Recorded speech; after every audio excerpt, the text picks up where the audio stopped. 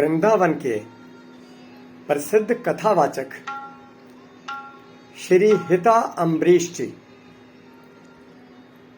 एक बार कथा फरमा रहे थे, तो उसी भागवत कथा में उन्होंने एक वचन बोला जो मुझे ऑलमोस्ट याद हो गया।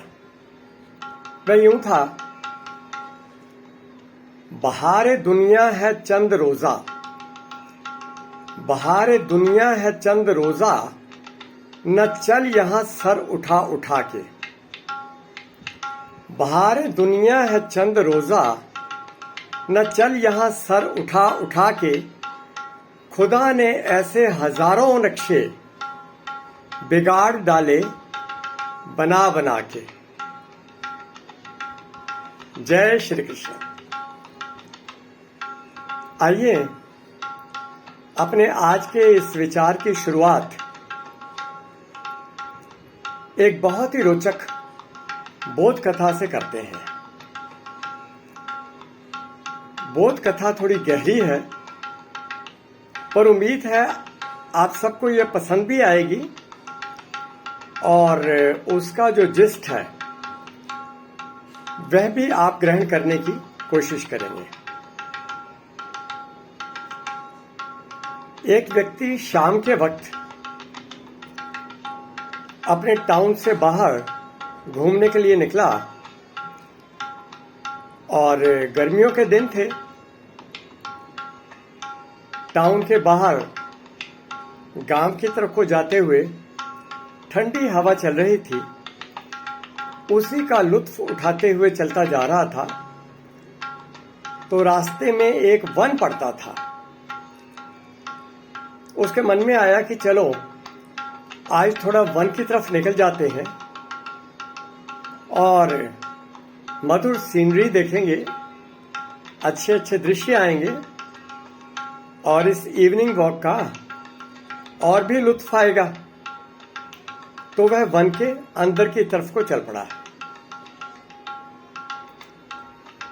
चलता गया और जब वन के काफी अंदर पहुंच गया, तब उसने देखा कि शाम बहुत घिर चली है और अंधेरा भी छाने लगा है। तो उसे लगा कि अब मुझे इस जंगल से बाहर निकलना चाहिए, लेकिन दुविधावश रास्ते को न जानते हुए वह उस तरफ भागने लग गया जो रास्ता और भी घने वन में जाता था। जैसे जैसे भागता गया, रास्ते से भटकता गया और कुछ ही समय पश्चात चारों तरफ पूर्णतया अंधकार छा गया। वह घबराया क्योंकि रास्ता उसे सूझ नहीं रहा था, तो बहुत परेशान सा भटक रहा था।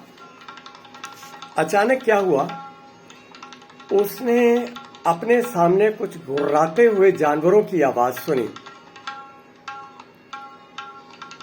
4-5 जोड़ी आंखें भयंकर रूप से गुर्राते हुए उसकी तरफ देख रही थी और आंखों में इतनी चमक थी कि वह अंधेरे में भी नजर आ रही थी। उसे पता चल गया ये भेड़िए जैसे कुछ भयंकर जीव हैं। तो बहुत डर के दूसरी तरफ भागा और जब दूसरी तरफ गया, उसे दूर एक परछाई नजर आई और वह जो परछाई थी, उसने नजदीक जाके देखा, वो एक चुड़ैल की छवि थी। रादर वो एक चुड़ैल ही थी। अब तो वो बहुत ज्यादा डर गया और उसी डर के मारे घबराहट से वो फिर किसी तीसरी दिशा में भागने लगा। अंधेरा था, जंगल का रास्ता, घना जंगल, ना दिख रहा था ना कुछ सूझ रहा था। आगे एक कुआं था और भागते भागते वह उस कुएं में जा गिरा। जब वो गिर रहा था, तो पास के ही वृक्ष से एक बेल कुएं के अंदर लटकी हुई थी और बाई चांस उसका जो पैर था वह उस बेल में फंस गया, और जिस वक्त वो व्यक्ति कुएं में गिरा, उल्टा गिरा, तो पैर उसके ऊपर बेल के साथ ऊपर की दिशा में फंसे हुए और सर नीचे। अब वहां लटक गया।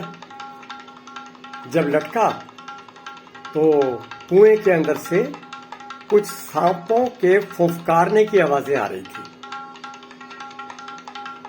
और उसे लगा कि अगर मैं इसमें गिरा तो ये जहरीले सांप मुझे काट खाएंगे। क्या करता? परेशान हो गया, कोई चारा भी नहीं था। बाहर निकलता तो भेड़िए, चुड़ैल, और यहां कुएं में सांप। तभी अचानक उसकी दृष्टि उस डाल पर पड़ी जहां से बेल लटक के आ रही थी। उसने देखा 2 चूहे उस डाल के ऊपर चढ़ गए। एक सफेद रंग का था, एक काले रंग का था, और उस डाल को कुतरना शुरू कर दिया। अब तो उसकी हालत बहुत गंभीर हो गई। वह व्यक्ति डर गया कि कुछ ही समय पश्चात यह डाल टूट जाएगी और मैं सीधा जाकर के कुएं के अंदर गिरूंगा, और वहां फुफकारते हुए जहरीले सांप मुझे तुरंत डस लेंगे। तो यह सब दृश्य देखकर देवता लोक से कुछ आत्माएं उसको देखने के लिए गईं कि देखें इस व्यक्ति का क्या हश्र बनता है। तो उन आत्माओं ने जब ऊपर से देखा, वह व्यक्ति उस दशा में लटका हुआ भी मुस्कुरा रहा था।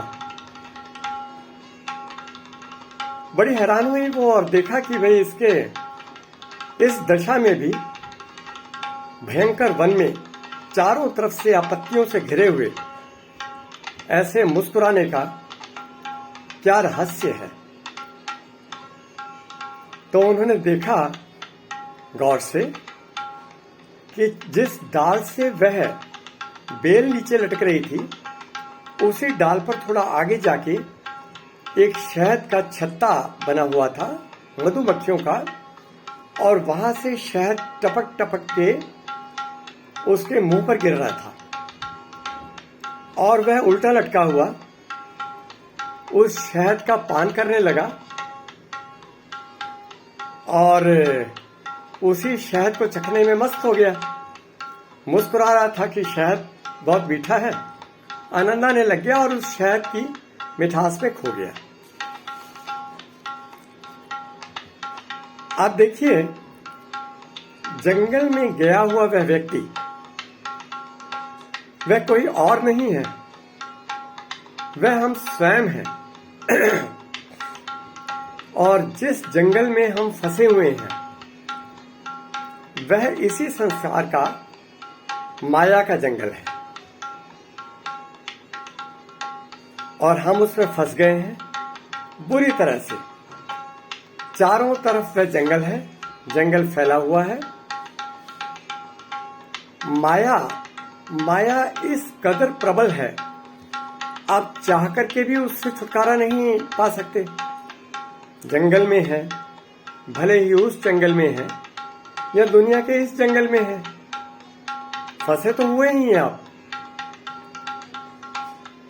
अब माया तो परमात्मा की तरफ से ही शक्ति ले रही है, और वह जो